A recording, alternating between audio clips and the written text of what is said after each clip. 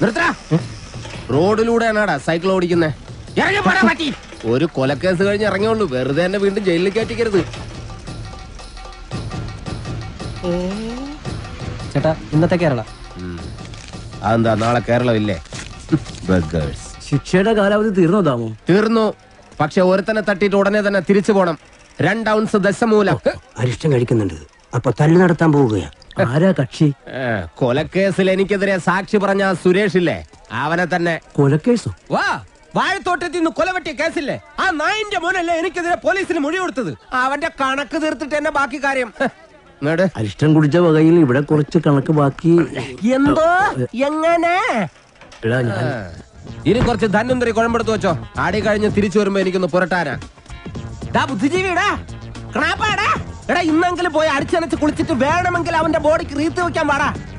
എല്ലാത്തിനും കാണിച്ചു തരാം.